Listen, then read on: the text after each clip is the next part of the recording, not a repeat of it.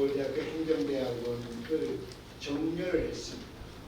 그러니까 10년 전에 정렬했으니 지금 내 나이가 몇 살쯤인지 계산을 안 해도 아시겠죠? 한 55세가 지금 이제 돼가고 있습니다. 내가 군 생활을 ROTC라는 거 내가 ROTC 3기예요. 근데 지난 여름에 ROTC 53기를 우연히 회의에서 만나게 돼서 서울대학 출신이에요. 그래서 하도 반가워서 서울대학 나왔어요. 내가 ROTC 3기야. 그랬더니 일어나서 탁 인사를 하면서 아니 아직도 살아계셨어요. 50년 선배니까 살아계신다는 게 그 친구 입장에서는 경이로운 거죠. 사실은 아직도 70대 중반에 불과한데 말이에요. 그래서 그런 나이를 이렇게 많이 먹었고 행정대학원을 떠난 지 10년이 됐습니다만 그래도 이렇게 우리 오늘 박순애 교수님이 날 이렇게 불러주시듯이 후배 교수들이 이렇게 저렇게 부르고 그래서 학교에 이렇게 나오고 이럴 때마다 저는 아주 대단히 큰 감동과 추억에 잠기는 그런 시간을 갖고 있습니다. 그래서 오늘 이 자리에 여러분들하고 같이 이렇게 만나게 된 것에 대해서 대단히 아주 기쁘게 생각합니다. 저 소개는 그 정도 하고요. 우선 발제를 맡은 우리 이재훈 충북대학교 우리 교수님은 이 분야 국가위기관리에 오랫동안 일을 하셨고 잘 알려주신 행정학자시고 연세대학에서 이제 박사학위를 받으시고 지금 현재 충북대학에서 한 20년 다니시면서 지금 국가위기관리연구소 소장님이라고 아주 훌륭한 연구소를 운영하고 있습니다. 근데 저서를 보니까 최근에 작년에 위기관리하대라고 하는 책을 세컨드 에디션 일본을 내시고 그래서 이 책에 대해서 많이 연구를 하셔서 오늘 특히 국가안보와 관련된 이런 좋은 주제로 말씀을 해주시고 있습니다. 저의 오른쪽에 앉아 계시는 선생님이 양기근 원광대학교 교수님인데 내가 박수는 나중에 다 한꺼번에 다 받을게요. 양기근 원광대학교 소방행정학과 교수님이신데 경희대학에서 박사학위를 받으셨고 지금 소방행정학과 교수님으로 아주 굉장히 많은 일을 하고 계시네요. 특별한 상도 받으셨고 논문도 아주 많이 저서도 많이 계시고 아주 굉장히 오늘 처음 뵀습니다만 실력자이신 젊은 교수님으로 제가 느껴집니다. 마지막으로 맨 끝에 저희 왼쪽에 이동규 동아대학교 기업재난관리학과 교수인데 정규관대학에서 행정학 박사학위를 받았습니다. 그러면 과는 재난관리학, 기업재난관리학인데 경력을 보니까 우리 김정기 교수가 처장으로 계셨던 국회 예산정책처 예산분석관으로도 계시고 아마 재정적에도 연구를 많이 하시지 않을까. 아까 여쭤보니까 계시기 전에 나오셨다고 되어 있었죠. 그래서 지금 동아대학교에서 이쪽에 많은 연구를 하고 있는 젊은 박사십니다. 오늘 이제 우리 귀한 걸음을 하신 세근 교수님께 여러분 뜨거운 환영의 박수.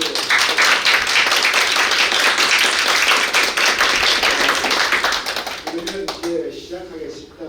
항상 매년 하는 식으로 주제 발표께서 한 25분에서 한 30분을 넘어가지 않는 범위 내에서 오늘 관리인 국가 위기관리의 의미와 범위, 대상, 국가 안보를 중심으로서 말씀하시고 두 분의 토론자께서 그저 한 7분 정도 이렇게 해서 15분 소비하시고 나머지 한 15분에서 20분 동안은 플로어에서 토론하는 식으로 그렇게 해서 우리 포럼을 마치고자 합니다. 그럼 이 교수님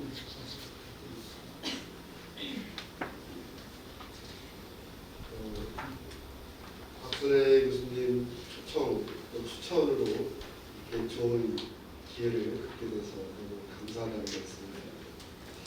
또 오늘 제 옆에 계신 김동건 교수님께서는 우리 행정학계의 원로 교수님이시죠. 대학자이신데 이렇게 제 옆에서 젊은 학자가 발표를 하게 돼서 무한한 영광으로 생각합니다. 더불어서 오늘 또 이렇게 패널로 나와주신 양동규 교수님, 이동규 교수님 감사한 말씀. ROTC하고 제가 인연이 많은 것 같습니다. 저는 이제 육군 석사 특임 전문장을 하고 39개월 동안 이제 근무를 했는데 제 지도 교수님이 ROTC 일기 연세대학교 김형렬 교수님이시죠. 또 살아 계세요? 예, 요즘 이제 삭신이 쑤신다고 그제 저랑 인사드렸더니 요즘 내가 몸이 안 좋아 강건하신 모습도 교수님 되니까 제 지도 교수님 말씀을 드린 이유는 이제 이 위기 관리를 행정학에서 다루게 된 배경 이제 거기에 교수님으로부터 시작이 됐다는 말씀 드리려고 말씀을 드렸습니다. 지금부터 28년 전인 1991년에 제가 대학원에 들어갔는데 들어가서 한 좀 있으니까 교수님께서 학부 4학년 때 어떻게 교수님 좋게 보셔서 4학년 말에 이제 종교로 들어갔는데 평생 연구할 주제를 오름 내에 가져오기 바란 거예요.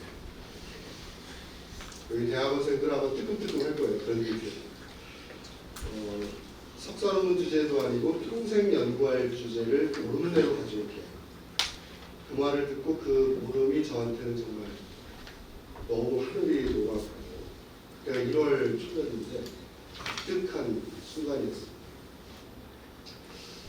그리고서 이제 계속 매일 고민을 하고 하다가 당시 이제 걸프전이 있었는데 그 걸프전 뉴스를 저녁마다 이렇게 보면서 상당히 좀 안타까운 부분들이 많았습니다. 영상 속에 죽은 엄마의 시신 앞에서 길 위에서 죽은 엄마의 시신을 붙잡고 어린 꼬마의 영상을 계속 보면서 어떤 이념과 아무리 좋은 이념과 아무리 좋은 명분 어떤 그 이유로도 죄 없는 무고한 사람들이 죽어서는 안 된다. 그걸 어떻게 막아줄 수 있을까?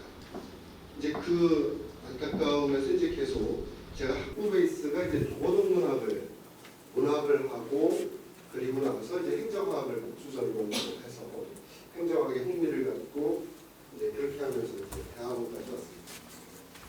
그때 이제 우연하게 학부 2학년 때 동아동학교 2학년 때 그 김형렬 교수님 수업을 들으면서 무심코 저분 밑에서 공부를 하면 너무 좋겠다 이런 생각을 가졌어요. 근데 우연히 세월이 지나서 나도 모르게 그 방에 조교로 갔었는데 그때 이제 그분이 워낙 명강이셔서 그런 게 아니고 그 수업을 한 100명이 들었는데 한 80명은 좀 졸았던 것 같아요. 근데 그 스타일이 제가 마음에 참 들었던 것 같습니다.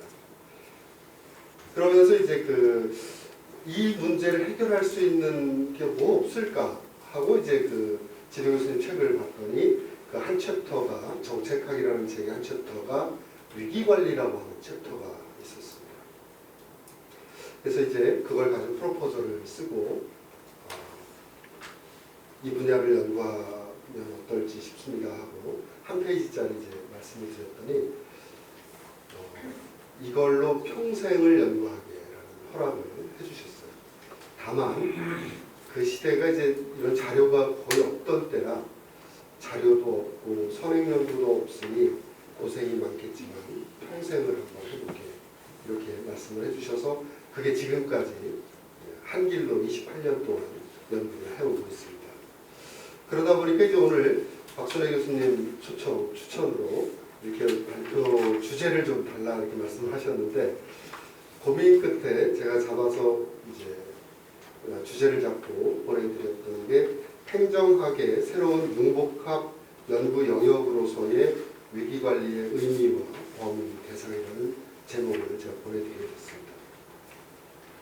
특히 우리 서울대학교에서 이 위기관리에 대한 연구자들이 좀 많이 나왔으면 하는 그런 바람, 또 교수님들도 관심을 좀 가져주셨으면 하는 바람에서 오늘 발표를 간단하게 말씀을 좀 드릴까 합니다. 위기관리라고 하는 것은 이제 그 데피니션이 뭐냐 이렇게 물어보면 많은 분들이 이제 법적 정의 내지는 미국에서 이제 FEMA 연방위기관리청에서 이야기하는 위기관리의 과정을 가지고 설명을 합니다. 저는 위기관리라 하면 예방, 위기가 발생하기 전에 예방 대비 그리고 발생한 후에 대응과 복구 노력을 기울여서 위기를 관리하는 것이다 이렇게 정의를 하는데 저는 그 정의에 대해서 물론 그걸 가지고 책도 쓰고 논문도 많이 쓰고 했지만 그 정의야말로 대단히 수단적이고 대단히 기능적이고 대단히 도구적이다라고 평가를 하고 있습니다. 내가 불리할 때 내가 그 불리한 상황을 모면하기 위해서 또 우리 회사의 오너가 지금 구속될 위기에 있기 때문에 그거 리스크를 줄이기 위해서 또는 개인적으로 내가 어떤 사법적인 위기나 이런 데 처할 때 임기응변으로 그걸 피하기 위해서 하는 경우도 위기관리라고 생각하는 분들이 생길 수 있다라는 것입니다. 그러나 위기관리라고 하는 것은 어디까지나 공적 영역인 것이고 가치와 이념성을 지니고 있는 것이기 때문에 아무 때나 아무 곳에나 위기관리라는 용어를 붙여서는 안 된다. 즉 위기관리라고 하는 것은 인류가 탄생한 이후부터 지금까지 간직해왔던 보편적 가치라고 하는 것을 지키고 보호하고 유지시켜 나가는 게 위기관리다라는 말씀을 좀 드리고 싶습니다. 그래서 그럼 인류의 보편적 가치라고 하는 게 무엇인가? 인간이 태어나면서부터 지금까지 그 어떤 인류 사회도 지켜왔고 또 지키고 있고 지켜나가야 되는 그 보편적 가치. 첫 번째는 인간 생명을 지켜주는 것. 두 번째는 인간의 존엄성을 지켜주는 것. 세 번째는 인간의 근본적인 권리, 자유와 행복과 평등과 같은 권리를 지켜주는 것. 이것이야말로 지금까지 인류가 추구해왔던 보편적 가치가 아니겠는가. 그래서 위기관리는 인류의 보편적 가치인 인간의 존엄성을 존중하고 구현하기 위해 노력하는 과정이라고 우리가 정의를 내릴 수 있다는 겁니다. 여러분들이 잘 알고 계시는 1962년도의 그 통킹만 사건의 경우도 베트남 전쟁 때 이제 미군이 베트남전에 개입하게 된 직접적인 원인이 통킹만에서 미군 함정이 폭발을 합니다. 공산 베트남이 우리를 공격해서 우리의 젊은 아들, 딸을 죽였다 해서 이제 거기에 베트남전 참전의 명분을 삼고 들어가게 됩니다. 30년 후에 정보 공개가 됐는데 그 당시 미군 군함을 폭파시킨 것은 베트콩이 아니라 미군이었다는 거예요. 미국의 이익을 위해서 스스로 자기 군함을 폭파시키고 들어갑니다. 자, 이건 뭐냐면 그게 위기관리가 아니다라는 거죠. 그렇게 자국의 국민들을 희생시켜가면서 하는 방식은 그걸 우리가 위기관리라고 보지 않는다. 가다피라든지 이런 전제주의 통치권자들이 저지른 인간의 인권을 압살하고 자신의 권력을 유지시키기 위해서 하는 행위, 그건 위기관리가 아니다. 오히려 거기에 얽매여 있고 그 속에서 비참하게 살고 있는 그 인류를 구해내는 것, 그것이 위기관리다. 이런 가치와 이념이 없으면 우리가 지금 연구하고 있는 위기관리가 어디에 속해 있는지, 우리가 뭘 해야 되는지 판단을 하기 어렵다라는 측면에 있어서 위기관리에 대한 정의를 먼저 좀 말씀드렸습니다. 그리고 또 한 가지는 그 정의를 제가 말씀드린 또 하나의 이유는 우리가 위기관리를 예방, 대비, 대응, 복구를 하고 가용한 자원을 기획, 조정, 통제하는 관리의 과정이다 라고 정의를 하게 되면 앞서도 말씀드린 것처럼 그건 대단히 수단적이고 도구적이고 기능적인 정의이기 때문에 그 연구의 영역은 행정학뿐만 아니라 경영학도 될 수 있고 다른 어느 학문 분야에서도 다 할 수 있다. 즉 퍼블릭 섹터와 프라이빗 섹터가 있을 때 우리가 지금 추구하고 있는 행정학의 연구 영역을 가름하는 기준으로서의 정의도 이제 인류의 보편적 가치라고 하는 측면에서 판단할 수 있다라는 말씀을 드리는 겁니다. 즉 기업에서 모두에 말씀드렸던 것처럼 우리 CEO가 지금 잡혀갈 위기에 있으니까 영업부장, 총무부장이 대신 그 선에서 마무리 짓게. 이건 위기관리가 아니다라는 거예요. 그러나 우리가 도구적이고 수단적이고 기능적인 정의에 천착하다 보면 경영학에서도 그것도 위기관리다라고 볼 수 있다. 그렇기 때문에 그러면 기업의 위기관리는 무엇인가 하는 부분은 또 나중에 말씀드리도록 하겠습니다. 사실 어떤 학문의 정의를 내리거나 또는 연구를 할 때 우리가 늘 조작적 정의를 내리게 됩니다. 그런데 그 조작적 정의를 내린다는 것은 연구의 방향을 제시한다는 면에서 대단히 의미 있는 중요한 일이지만 그 조작적 정의가 나올 수 있는 개념을 먼저 파악하지 않으면 올바른 정의를 내릴 수가 없다. 즉 위기관리에서 그럼 전제가 되는 개념이 무엇일까 하면 안보라는 개념입니다. 그동안 2차 세계대전 이후로 많은 학자들이 안보 이야기를 많이 해왔습니다. 정권의 안보를 위해서라도 공산당 또는 북한을 활용해야 되고 또 공산주의를 활용해야 되고 하는 그런 모습들을 보는 것 같죠. 근데 2차 대전 당시도 보면은요, 그 전까지의 그 이념들을 보면 2차 세계대전의 전쟁의 명분이 무엇이었는가 하면 민주주의 대 파시즘의 전쟁이었다. 즉 국민의 인권을 유린하고 말살하고 자신의 통치 기반을 강고히 하기 위해 인권을 압살하는 민주적 제도와 절차를 무시하는 파쇼들로부터 인류를 구해내자라는 게 민주주의 진영의 논리였습니다. 그리고 수많은 인류 사회가 거기에 동참을 했고 전쟁이 벌어집니다. 그런데 전쟁 말미에 소련이 연합군 측에 들어옵니다. 아마 고등학교 때 왜 소련이 왜 연합국에 들어오지? 하는 부분에 대해서 아마 설명을 못 들었을 거예요. 이렇게. 왜 들어왔을까? 민주주의 국가였기 때문에 미국, 영국, 프랑스도 거절할 명분이 없었다는 거예요. 다만 민주주의의 색깔이 좀 달랐죠. 전쟁 후에 보니까 2차 대전 후에 보니까 독일이나 이탈리아나 일본과 같은 파쇼 국가들을 제압하고 나서 보니까 이제 민주주의 진영끼리 남았는데 소련은 가만히 보니까 프롤레타리아 민주주의였고 미국, 영국, 프랑스는 부르주아 민주주의였다. 이제 거기에서 자본주의로 공산주의로 다시 분류가 됩니다. 자, 이제 자본주의 대 공산주의라고 하는 콜드워 이어가 거의 45년 이상 이어집니다. 극심한 자본주의 진영과 공산주의 진영 간의 극한 대립이 이어지고 그것이 1989년도 동구 공산권 국가 붕괴를 시작으로 해서 무너지게 됩니다. 그리고 91년도에 소련이 붕괴됩니다. 이후에 10년 동안은 팍스 아메리카나라고 해서 범미주의, 미국을 위한 미국의 세계 주도가 이어집니다. 이제 자본주의 진영이 승리했고 전 세계는 자유와 자유 경쟁과 평화를 갈망하는 인류 사회에 새로운 빗줄기가 들어왔다 이렇게 봤습니다. 그런데 안타깝게도 정확하게 10년이 지난 2001년 9월 11일 날 9.11 테러가 발생합니다. 이제 9.11 테러 이후로 많은 사람들이 고민하죠. 누가 과연 이 테러를 저질렀을까?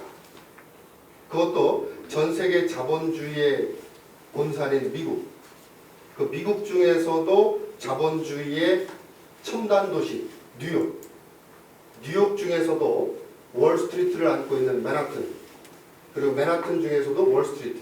그리고 그 중에서도 세계 자본주의의 총아인 세계 무역센터 두 빌딩을 동시에 타격한 9.11 테러를 계기로 해서 다시금 반자본주의 세력이 있다는 것을 느끼게 됩니다.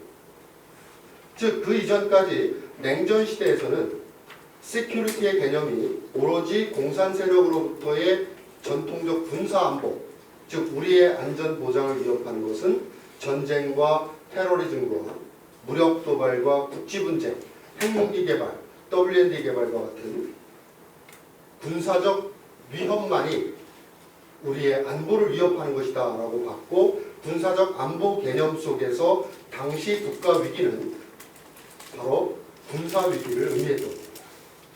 그런데 2001년 9.11 테러를 계기로 해서 이제 미국의 안전보장을 위협하는 게 어떤 게 있을까 하고 검토해봤더니 이제 군사적인 위협뿐만이 아니라 허리케인이라든지 얼스케인, 토네이도, 또 감염병, 에볼라 바이러스라든지 에이즈라든지 사스, 또 경제적인 인플레이션, 급격한 인플레이션이나 대량 실업 사고대, 이런 다수의 우리가 그동안 착안하지 못했던 부분들이 미국과 국가의 안전 보장을 위협한다는 것을 깨닫게 됩니다. 그래서 1년이 지난 2002년 9월 5일 날 부시 대통령이 이제 기자회견하면서 이렇게 얘기를 하죠. 안보 개념을 바꿉니다. 즉 우리의 안보를 위협하는 것은 군사적인 위협과 비군사적인 위협이 있기 때문에 이 모두를 포괄하는 새로운 안보 개념으로 Comprehensive Security, 포괄 안보 개념을 제시를 합니다. 사실 이 말이 굉장히 우스운 얘기예요. 이 세상은 남자와 여자로 구성되어 있다, 이렇게 말하는 것과 이 세상은 남자와 남자 아닌 사람으로 구성되어 있다, 어느 게 더 포괄적일까? 또 이 세상은 여자와 여자 아닌 사람으로 구성되어 있다. 즉 군사적 위협과 비군사적 위협을 모두 포괄하겠다는 것은 모든 위기로부터 국가 위기 안전 보장을 이루겠다라는 말이에요. 그러니까 모든 미국을 위협하는 모든 위협을 우리가 군사적 위협과 비군사적 위협을 포함하는 안보 개념을 도출하겠다라고 이야기합니다. 물론 미국의 그 안보 개념의 전환에 따라서 전 세계가 안보 개념이 이제 현재까지 다 전환이 됐습니다. 우리나라는 공교롭게도 2002년도 2월 18일 대구 지하철 화재 참사를 계기로 해서 국가 위기에 대한 데피니션을 새롭게 정의를 시도했었고, 안전 보장에 대한 개념을 새롭게 전환하려고 노력을 했습니다. 거의 6개월 차이, 5개월 차이. 그러면서 우리는 우리식으로 위기관리와 안전보장의 개념을 발전시켰고, 미국은 9.11 테러로 발전시켰는데 거의 유사한, 거의 일치된 시기에 두 개의 안보 개념이 일치성을 보입니다. 그래서 우리는 마침 포괄 안보 개념을 또 그렇게 해서 접근을 해온 거죠. 자, 그렇다면 이제 이런 안보 개념이 전환이 되면서 과거와 다르게 오늘날의 국가는 다양한 안보를 위협하는 위기에 의해서 영향을 받는데, 그 영향으로는 대표적인 게 환경의 위기 또는 빈곤과 전염병과 같은 인류 사회가 고질적으로 안고 있었던 과거로부터의 전통적인 위협 요소들이 계속해서 상존하고 있었고, 또 경제적인 안보 위기가 있고, 또 인간에 대한 고문이나 납치나 테러를 통한 인간의 자유와 기본권을 무시하고 생존권을 압살하는 인간 안보를 위협하는 위기들이 있더라. 그래서 이제 그걸 학자들이 크게 4가지 카테고리로 정리를 합니다. 첫 번째는 그래도 여전히 군사안보는 중요하다. 포괄안보 속에 첫 번째는 군사안보. 두 번째는 Economic Security, 경제안보. 경제 기반을, 물리적 기반을, 핵심 기반 시설이나 이런 물리적 기반들을 훼손함으로써 국가가 위험에 처할 수 있다.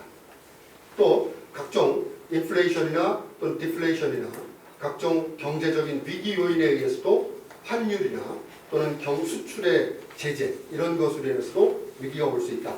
그게 지금 오늘날 우리 한일 간의 관계에서도 극명하게 나타나고 있고, 트럼프나 중국의 관계에서도 또 나타나고 있는 거예요. 그게 경제안보입니다. 세 번째가 지구온난화, 기후변화 등과 같은 또 플라스틱 문제나 이런 폭염, 폭설, 환경의 이변 현상에 의한 environmental security, 환경 안보가 세 번째로 또 자리를 매김하게 됩니다. 그리고 네 번째가 human security, 인간의 신체나 정신을 힘들게 하고 abnormal 상태로 이끌어가는 인간 안보 개념이 또 나오게 됩니다. 그렇다면 이러한 포괄 안보를 국가 안보 개념으로 도출했다면 그럼 이때 국가란 무엇인가? 실은 이 포괄 안보로 전환이 되면서 그동안 위기관리의 영역이 정치학이나 외교학에 국한되어 있었던 연구의 영역과 범위가 이제 행정학으로 넘어오는 전환점입니다. 그리고 그 이전에 미국에서는 이 위기관리의 주류 학문이 어디였냐면 소셜로지였어요. 커런틀이라든지 다인스라든지 토마스 드라빅이라든지 이런 수많은 사회학자들이 위기관리에 이론적 기반을 제공을 했고 그것이 정치학과 외교학에서 군사안보와 맞물리면서 들어갔고 이제 포괄안보 개념으로 전환이 되면서 퍼블릭 섹터를 연구하는 우리 행정학에서 이걸 다루게 됩니다. 즉 국가란 무엇인가에서 이제 우리가 국가를 구성하는 요소, 국가 구성 요소의 안전 보장을 위협하는 것을 국가 위기라고 정의하자. 그러면 국가는 무엇인가 하면 국민, 영토, 주권으로 구성된 공동체다. 이렇게 우리가 정의를 내릴 수 있고 소크라테스 이래로 우리가 플라톤의 국가론에서도 이걸 받아들이고 있습니다.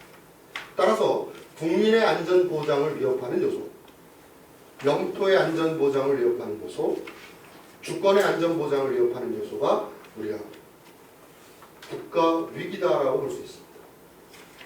그런데 이 3요소를 통해서 구성된 국가가 운영되고 유지되고 생존성을 보장받기 위해서는 그 국가의 정치, 경제, 사회, 문화체계의 핵심적인 기반이 되는 시설과 시스템과 기능이 마비가 되면 국가의 생존성 보장을 도모하기가 어렵다.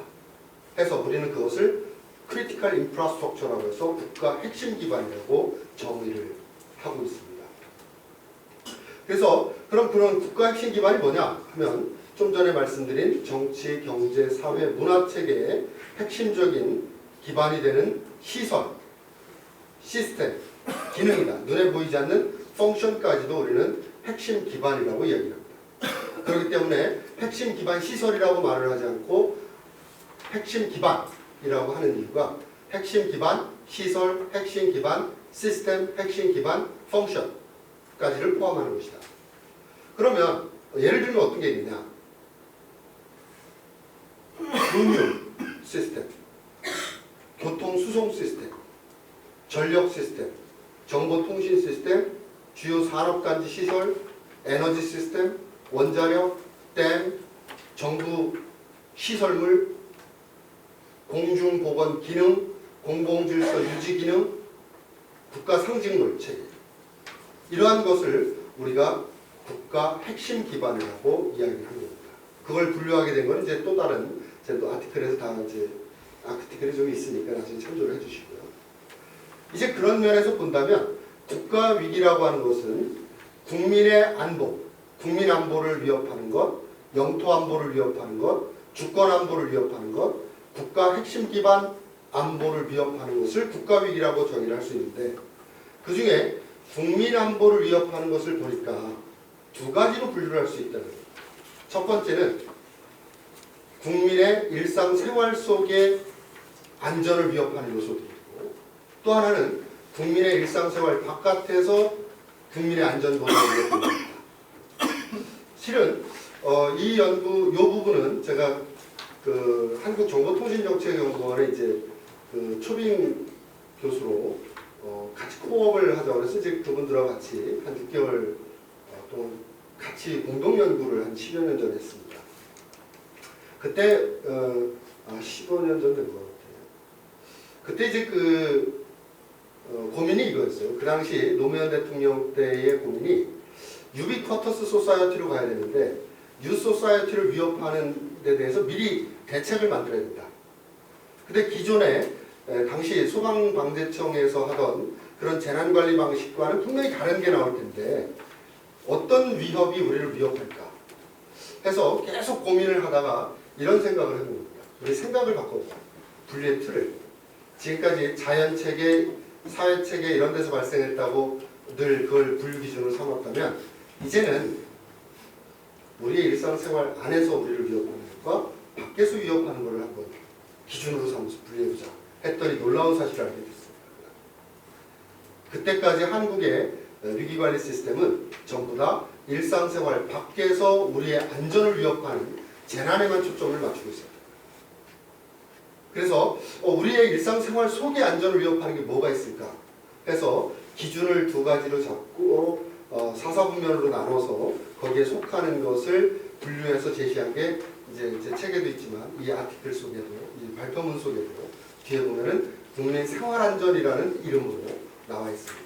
그래서 취약계층의 안전, 생활 치안의 안전, 또 경제안전, 식품안전, 시설안전, 환경안전 등과 같이 우리가 국민 생활안전이 있고요. 또 하나는 재난위기, 그래서 자연재난위기와 인적재난위기로 분류를 하겠죠.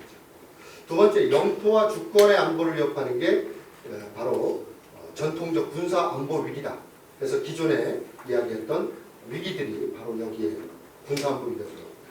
세 번째, 국가 핵심 기반의 마비를 가져오는 위기 요인들이 어디에 집중될까 해서 제시한 게 금융 시스템으로부터 국가 상징물, 역사, 문화, 유산 위기까지 포함해서 이제 나오고 있는데 이렇게 보니까 이제 행정학에서 그동안 다뤄왔던 많은 중요한 그 영역들이 있지만 지금 오늘 말씀드린 이 위기 관리의 영역 중에서 영토와 주권안보 위기를 제외한 국민의 일상 생활 속의 안전, 재난 위기, 그 다음에 국가 핵심 기반 마비 위기에 대해서는 행정학에서 연구가 거의 이루어지지 않고 있더라. 그래서 이 부분이야말로 어쩌면 블루오션일 수 있고 또 지금 초기에 연구자들이 이제 이런 걸 제시해주고 우리 젊은 신진학자들이 이 부분에 대해서 지속적으로 연구를 통해서 인류 사회가 보편적 가치를 존중하고 구현하기 위해 노력하는 과정에 동참할 수 있는 기회가 생겼다. 이렇게 말씀을 드리면서 오늘 발표를 마치도록 하겠습니다. 이상입니다.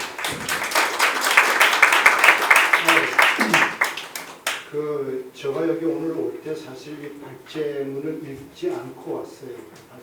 읽지 않고 와서 그냥 국가 위기 관리와 국방안보 중지. 그래서 나는 사실 굉장히 단순하게 생각한 위기 관리 논문으로 생각했는데 지금 제가 이걸 보면서 또 행정학의 새로운 융합 복합을 위한 연구 영역으로서의 위기 관리라. 그러니까 이게 범위가 완전히 지금 제가 생각했던 거하고 다른 개념이 돼버리고 소위 말씀드리는 지금 이 교수 말씀드린 포괄적 위기 관리가 되는 겁니다. 이러면 이건 뭐 국방의 안보뿐만이 아니라 온 위기 관리가 다 여기에 이제 집약이 되고 정말 행정학의 새로운 융합 복합 영역이 지금 돼야 될 상황에 있는 이러한 지금 연구 발표를 해주셨어요. 난 대단히 중요한 주제라고 또 생각합니다. 들으면서 그걸 또 느끼는 게 한 걸음 더 나가서 요즘 우리 70대 노인들이 만나면 싸워요. 왜 싸우는지 아십니까? 서울대학교 법과대학 두자 이름 가진 사람 때문에 죽으라고 싸워요. 이거 진짜 위기 관리예요. 지금 정서적 위기 관리로 뭐 김신복 교수 병원에 입원했다는데 70대 노인 이것 때문에 다 빨리 죽겠어. 이것도 위기 관리예요. 그래서 이런 그 시각에서 봤을 때 정말로 이 포괄적 위기 관리는 중요한 주제라고 생각하는데 지금 인간의 존엄성까지도 나오시고 지금 우리 양 교수님하고 이 교수님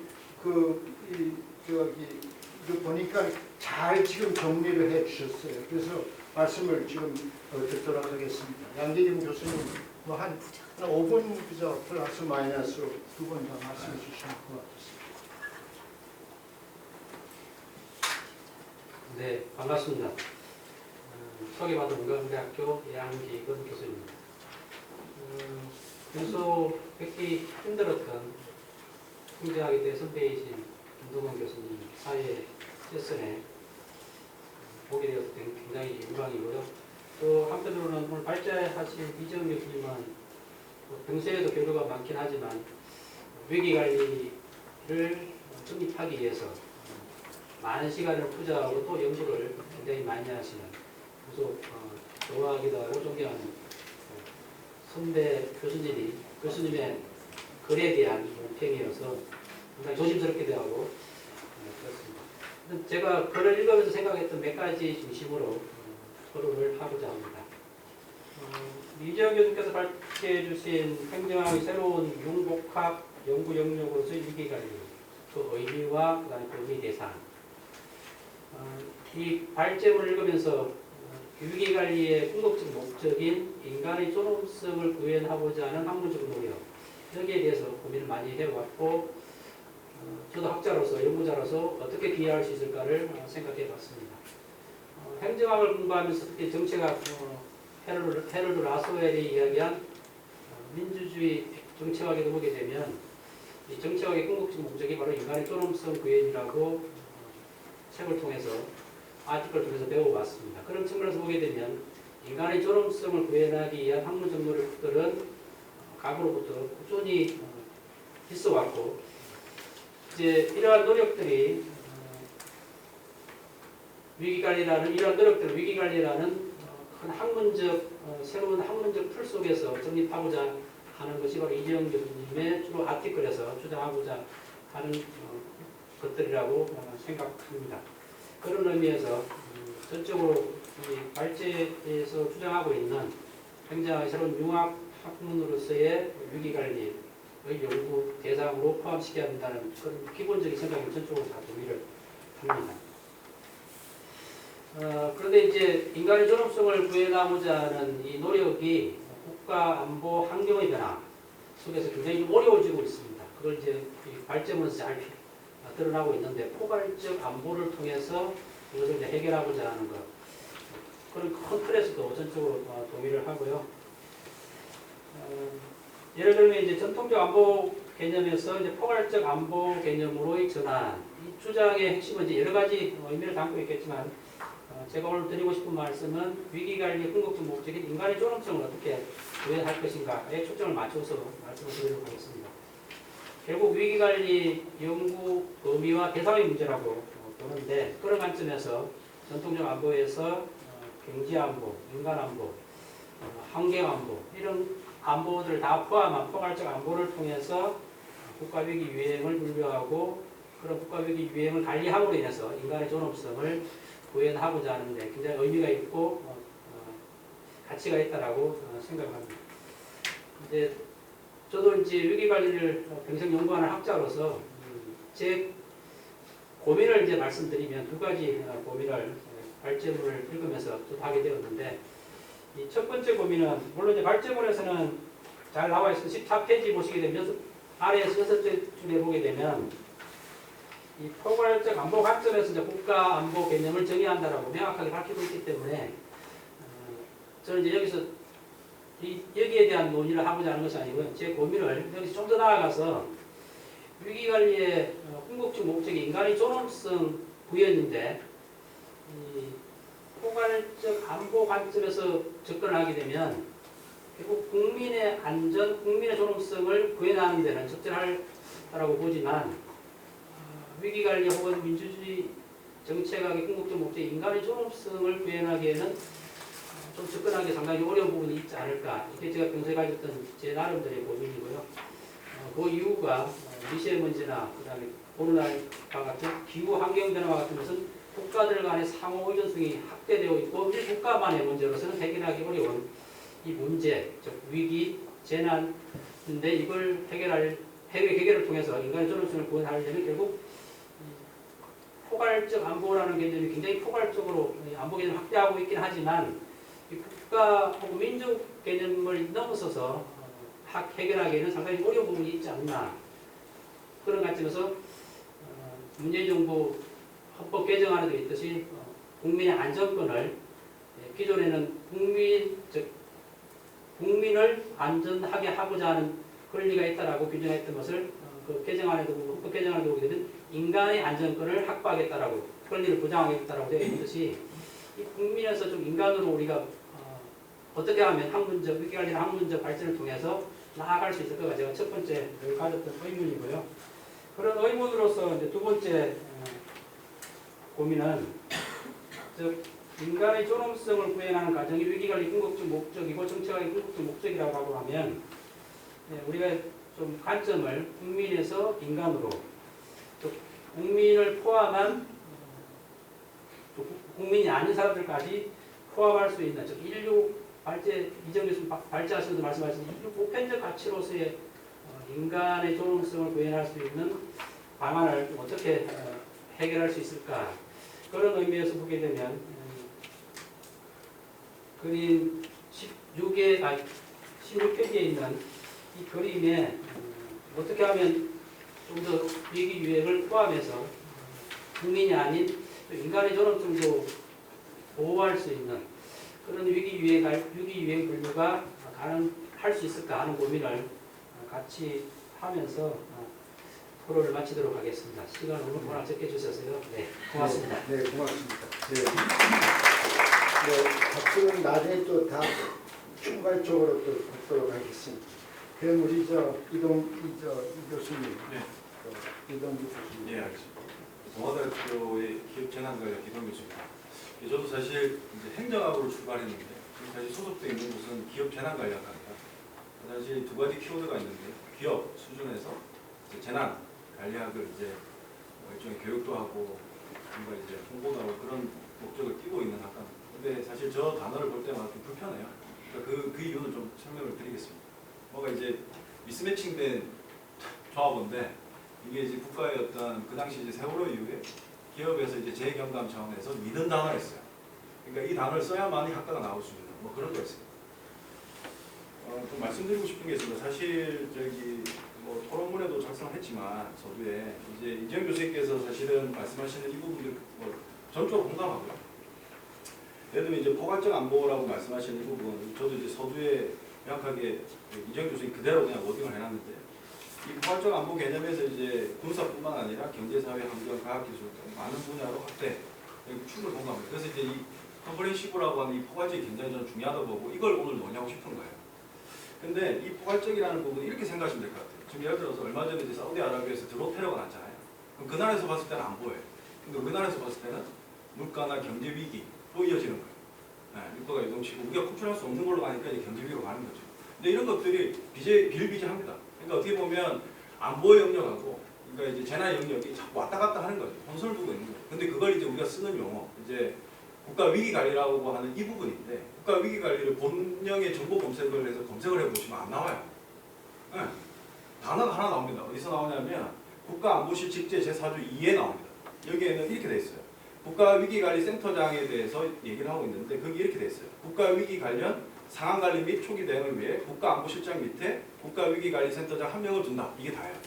그럼 이 국가위기관리가 안보에 국한되어 있는 건지 아니면 재난에 국한되어 있는 건지 그건 알 수가 없어요. 다 들어보는 거예요. 그러니까 이 사람이 하는 일이 뭐냐? 그러니까 초기 대응을 하기 위해서 하는 거예요.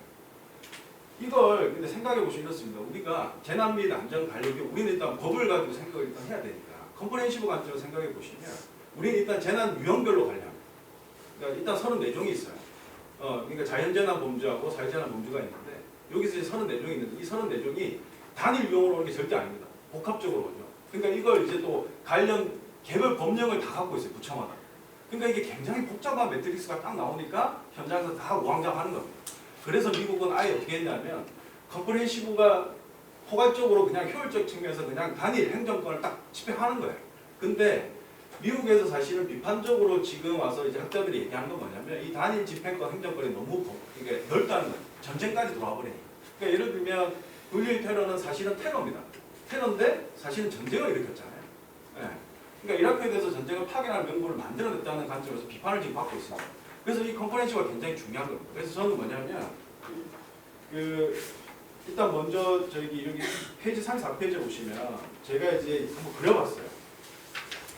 이게 사실은 국가 안보라는 측면에서 국가 위기 관리라고 하는 범주를 전쟁까지 포함시키면 안 된다는 건 이제 미국 사례를 통해서 이제 학습이 된 거기 때문에 이제 전쟁은 따로 떼고 싶은 거고 테러라는 범위가 이제 들어와야 되는데 테러도 사실 아직 명확하게 안 돼 있습니다. 그다음에 이제 자연재난하고 사회재난 정도가 돼 있는데 사실은 뭐냐면 재난 및 안전관리 기본법인데 안전관리는 굉장히 많은 법률이 연계돼 있어요. 네, 굉장히 많습니다. 생활안전에서부터 원자력 안전까지 굉장히 많은 이 법률들이 어마어마합니다. 근데 이 법들을 안전관리 기본법에서 다뤄야 된다는 얘기도 지금 나오고 있어요. 재난 및 안전관리 기본법에서 안전관리 기본을 따로 떼자 이런 얘기도 나오고 있고. 근데 드리고 싶은 말씀이 그렇습니다. 우리가 사실은 저는 이제 이재용 교수님께서 말씀하시는 모든 부분에 대해서 전적으로 공감하는 부분은 뭐냐면 이 포괄적인 것만 우리가 어떻게든 가져와야 된다는 논리입니다. 그래서 이걸 어떻게 우리가 법령에 넣을 거냐 이런 부분에서 이제 동의한다는 거고요. 그래서 저는 우리가 사실 지금 아직까지 누락되어 있는 이 테러 부분도 조금 이제 관련된 어떤 부처 처음까지 이런 부분들도 조금 고려해야 될 필요가 있고요. 왜냐하면 무언가 포괄적으로 빨리 행동을 해야 되기 때문에 초기 대응 때문에 그렇습니다. 그래서 이런 부분들을 좀 말씀드리고 싶었고요. 이게 이제 제도적 관점인 것 같고요. 근데 더 중요한 게 있습니다. 이제 31페이지에 사실은 이 부분을 좀 더 명확하게 구분하고 싶었던 건데요. 학술적인 노력하고 제도적 노력을 조금 구분했으면 좋겠다는 거죠, 사실. 그러니까 이제 우리가 사실은 국민안전처 때 근무하셨던 분들이 지금 다 지금 유학을 가시거나 지금 공부를 하고 계세요. 휴직계를 내고. 네, 더 승승장구할 수 있는데도 불구하고 왜 그랬냐면 토목공학을 베이스로 두고 있는 이제 기술직 공무원들이 거의 다 대부분이었는데 이분들이 그러니까 세월호 이후에 여러 가지 경험을 토대로 딱 결론 내린 게 하나 있어요. 행정학을 다시 공부하냐. 행정 공부하러 왔어요. 네, 역설적인 거죠. 그러니까 저는 어디 가서 소개를 할 때 저는 이렇게 얘기합니다. 분명하게. 저는 이제 한국의 재난 사례를 연구한 사람이고 한국에 맞는 이제 재난 관리를 연구한 사람이다. 이렇게 얘기합니다. 그게 필요한 거죠. 우리가 지금. 그래서 학술적 노력에서 어떻게 보면 의미와 범위 또 경계 이 부분에 대해서 우리가 계속 노력을 해야 돼요. 이게 아직까지 모호합니다. 어떤 분들은 이거 나누는 게 실익이 없다라고 주장하는 분도 계시지만 해야 됩니다. 네. 이게 어떤 부분이냐면 32페이지 하단에 있는 이 부분입니다. 결국에는 우리가 외국 학자들이 나눠놓은 경계에 따라서 일단은 우리가 이제 출발해야 되는 거니까 불편하지만 이분들이 그러니까 내놓은 어떤 이 표를 일단 따라가야 됩니다. 그러니까 사건의 규모 및 크기에 따라서 상중하를 구분하고 그 다음에 이제 위기와 재난, 대규모 재난 이렇게 구분합니다. 자, 근데 이런 게 있어요.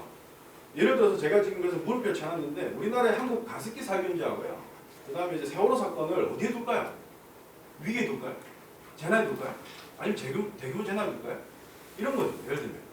그러니까 미국이나 유럽 학자들이 만들어놓은 경계에 우리의 어떤 위기와 재난과 대규모 재난이 안 맞아떨어지는 게 있어요. 그러니까 이제 피해 규모를 과연 단순하게 피해자 인명수로 가야 되는지 아니면 사회적인 어떤 비용에 대해서 가야 되는지 이 부분이 명확하지 않기 때문에 우리가 계속 이 부분에 대해서 연구를 할 필요가 있고요. 그런 맥락에서 어떻게 보면 이 행정학에 대한 이 의미와 범위 이 부분에서는 굉장히 중요한 것 같다는 생각이 자꾸 들고요. 마지막으로 드리고 싶은 말씀이 이렇습니다. 이제 우리가 항상 늘 이상하게 우리나라의 재난과 위기와 관련된 부분을 보면요. 아시겠지만 위기와 재난은 그러니까 이벤트가 발생했다는 기준입니다. 그러니까 발생한 이전에 있을 걸 쓰는 거죠 일단. 근데 발생한 관점에서 보면 똑같은 걸 늘 이상하게 경로 보존성이 있는 것도 아닌데 똑같은 걸 늘 똑같이 실패해요. 그렇다면 이 부분에 대해서 과연 우리가 내놓을 수 있는 학문적 어떤 연구에 대한 어떤 주제는 굉장히 많은 것 같고요. 그렇기 때문에 아까 이재용 교수님께서 말씀하셨던 것처럼 여기 서울대학교 행정대학원에 계시는 분들 중에 이제 이쪽에 대한 어떤 주제를 좀 더 이제 적극적으로 연구해 보시는 게 어떨까 이런 말씀을 드리면서 좀 마치겠습니다. 네, 감사합니다. 네, 고맙습니다. 우리 세 분에 대해서 다 박수로.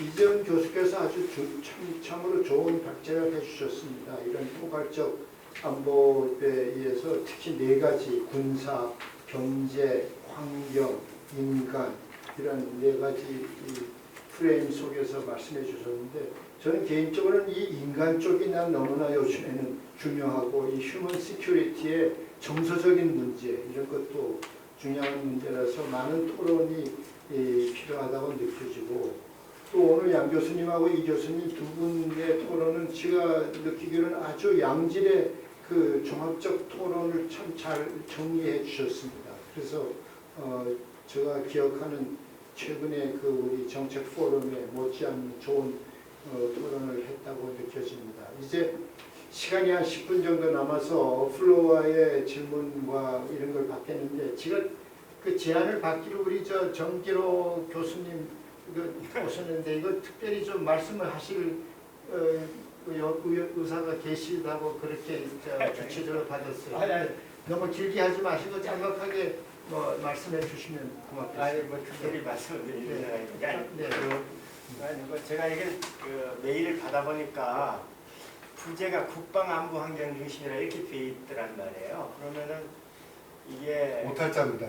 그러니까 이게 이 토론자를 보니까 재난관리 쪽에 전공하신 분이고 국방이나 안보를 전공하는 분 하나도 이게 아마 잘못된 것 같아요. 얘기를 들어보세요. 그래서 하나도 포함되지 않았으니 좀 이상하다고 박수대 교수한테 전화를 그래서 했는데 그러니까 이제 그러면 좀 나오셔서 한 말씀 하시라 이렇게 해서 제가 갑자기 국가 안 보란다고 꼭 올려고 했다가 그 진위를 좀 파악을 해야 되겠더라고요. 뭐가 옳은 건지. 그래서 그때가 10시 반인데 제가 아무리 여기 빨리 가도 시간을 못 되겠다 하니까 하여튼 택시 타고 오자 그래서 제 차를 몰고 왔습니다. 근데 제가 이제 잘 배웠고요. 배웠는데 그 이제 세이프티 영어로 말하면 세이프티와 세큐리티가 이제 어떻게 되냐 그 말인데 안전과 안보가 어떤 문제 키워드가 그겁니다. 근데 이제 시대가 달라지면서 세계가 복잡화되고 자연환경이 바꿔지면서 안보에 대한 개념이 달라지면서 세이프티와 세큐리티가 지금 수렴 단계라고 봐야 되겠죠. 그렇게 해서 각 국가마다 세이프티와 세큐리티를 어떻게 한목적적으로 달성할 것인가라는 국가 기능과 시스템과 운영을 어떻게 구축할 것인가 이게 지금 핵심이에요. 근데 이제 지금 그렇게 방향을 잡고 있다든가 범위를 스코프를 정하고 있다는 것에 대한 저는 이의는 없습니다. 그런데 하나 사례를 시간이 많지 않으니까 짧게 말씀드린다면 지금 군사안보라는 말을 쓰는 거는 용어가 좀 그렇다고 생각해요. 그러니까 안보 다음에 다음 차원은 국방이고 국방 다음 차원은 군사거든요. 그렇게까지 다운시켜서 표현을 써야 되겠는가라는 그보다는 더 훨씬 국가안보, 국방안보가 훨씬 더 중요하기 때문에 다른 세이프티에 비해서 강화돼야 된다는 거 하나하고 그 다음에 그동안에 정부에서 국방이 중요하다고 하면서 국방에 대한 안보는 계속 위축되어 왔다는 것을 말씀드리는 거예요. 이명박 정부에서는 간소한 정부라든가 뭐 커트백 매니지먼트라든가 우리가 뭐 다다시 그런 거가 클린턴 정부 행정부 성과관리 중심에서부터 그런 얘기가 강조되었기 때문에 그렇긴 했지만은 이명박 정부에서는 그 보수 정권이잖아요. 뭐 국방이 어떻고 북한이 쳐들어온다고 말도 안 말을 하면서도 국가 비상계획은 없었어요. 네? 그래가지고 뭐저 안전시대라고 해가지고 원스타 예편한 애들 앉혀놓고 그런 일을 했고 그 다음에 국가 안전보장의 사무처도 없애버렸어요. 네? 그러니까 굉장히 엄청난 변화가 왔는데 이 오비라는지는 모르지만은 이명박 정부 때 그래서 천안함 폭침이라고 부르는데 폭침인지 침몰인지 잘 모르겠는데 천안함 사태도 터졌고 연평도 포기 사고도 터졌어요. 그게 그러니까 뭐 지금 인간 안보에서부터 환경 안보에 이르기까지 우리가 국가 기관 시설 보호에 이르기까지 그런 게 중요하지만은 무엇보다도 중요한 거는 국방, 국가 안보가 종래 국가 안보 개념이 그게 굉장히 중요하다. 그러니까 그거를 이런 식으로 다른 것과 비등한 관계나 혹은 더 지금 막 군사 안보라고까지 다운시켜서 볼 것인가 하는 거는 매우 반성해야 된다. 매우 생각해야 된다. 이런 말씀 드리고 싶습니다.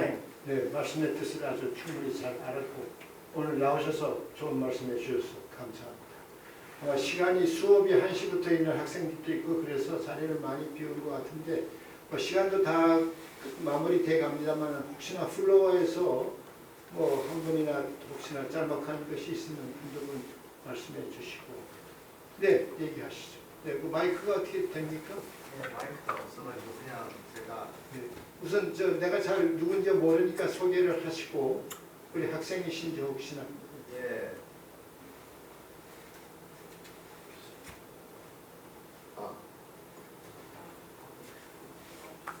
나올 될것 같은데. 예, 저는 국제대학원의 강동훈이라고 석사과정이 있는 사람이고요. 네, 행정학과는 아닌데, 행정학 대학원은 아닌데 이 분야에 좀 관심이 있어가지고 이번에 와서 듣게 되었습니다. 강연을 처음 시작하실 때 테마를 언급을 하셨는데요. 미국에 아시다시피 페마도 있고 러시아에 보면 에버컴도 있고 하면서 이런 전문적인 국가기관들이 이제 비상 상황에 대해서는 뭐 자체 중풍사 조직도 갖고 있고 하면서 재난에 대한 대응이라던가 치안 유지라던가 또 응급 복구라던가 보호라던가 심지어는 전시 상황에 대해서 민방위라던가 뭐 지역 방위 활동이라든가 그런 것까지 다 할 수 있도록 그렇게 체계가 갖춰져 있는데 우리나라의 경우에는 소방방재청에서 국민안전처 왔다가 다시 소방청 되고 하면서도 계속해서 이 부처들 간의 조화도 안 되고 각자 권한상의 다툼도 있고 하면서 뭔가 조율도 안 되고 그런 통합된 모습을 우리나라의 비상대책기관들은 보여주지 못했다고 생각하거든요. 미래에 우리나라가 그런 안보 상황이라든가 아니면 재난 상황이라든가 그런데 효율적으로 대비할 수 있기 위해서 기관들을 개편하고 한다면 어떤 모습으로 돼야 될 것 같으신지 그거를 좀 주고 싶습니다. 네, 질문이 되죠. 뭐 혹시나 우리 원장님 아니, 됐습니다. 또 없어요. 그러면 이제 플로어에서 대개 나온 것 같고 지금 두 분 토론도 있고 마무리 발언으로 답변도 하시고 얘기를 하시면서 끝내면 시간이 딱 맞을 듯하네요. 그렇게 하겠습니다. 예, 안보 개념에 대해서 이제 뭐 국방안보가 뭐 경제안보보다 더 중요하다, 뭐 환경안보가 뭐 덜 중요하다 이렇게 얘기할 수 있는 성질은 연구자 관점에 따라서 다 다를 수 있다 이렇게 보고 있고요. 어느 것이 절대적으로 더 중요하다 이렇게 얘기는 조금 생각해 볼 문제인 것 같습니다. 그리고 이제 앞으로 조직이나 통합 관리 시스템 쪽으로는 지금도 계속 많은 분들이 이제 연구를 하고 있고 정부에서도 고민하고 있는 부분이니까 또 학자가 뭐 제가 이렇게 하라고 그런다고 할 사람들도 아니고 하라고 제시할 능이 없고 이제 아마 많이들 고민들을 할 겁니다.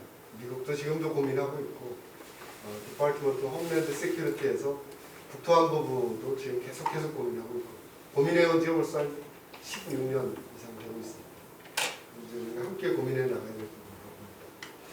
다만 이제 분명한 것은 국가 위기관리라고 하는 부분을 우리 오늘 주제에 맞춰서 행정학의 하나의 새로운 융복합 학문 영역으로서 우리가 한번 다룰 필요가 있다라는 부분하고 또 양기영 교수님이 이제 고민했던 부분들도 사실은 그런 것 같아요. 과연 이걸 어떻게 접근할 거냐 현실 상황 속에서. 그래서 저도 지난해 집중적으로 좀 연구를 해봤던 부분이 이게 위기관리학이라고 하는 걸 한번 제시해 보려면 그 속에 메소돌로지나 어프로치도 있어야 돼요. 그래서 그동안 늘 이야기했던 게 이제 인터디스플리너리 어프로치하고 멀티디스플리너리 어프로치인데 요즘 이제 새롭게 저도 아티클로 이제 발표를 했습니다만은 트랜스디스플리너리, 즉 현장 속에 있는 공무원이나 정책가 그리고 심지어는 일반 시민, NGO가 학자들과 전문가들과 함께 문제를 풀어나가는 프로블럼 솔빙 형태의 접근법이 지금 과학기술 영역에서부터 시작해가지고 계속 들어오고 있거든요. 그래서 우리 위기관리에서도 우리가 원하는 사실 접근법이 바로 그거거든요. 현장에서 지금 풀어야 될 문제가 뭔지를 정확하게 알고 그 문제를 풀 수 있는 솔루션을 제공하는. 그래서 이제 그런 접근법에 대한 고민들도 요즘 많이 하고 있습니다.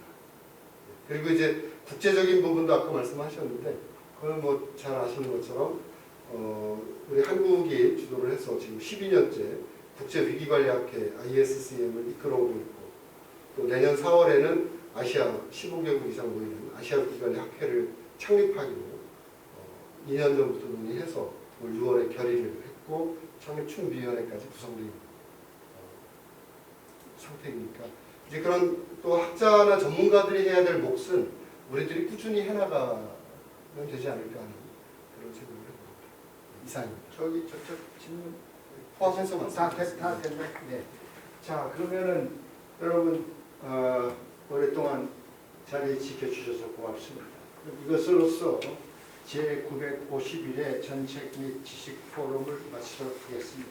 여러분 다들 다 감사합니다. 수고 많으셨습니다.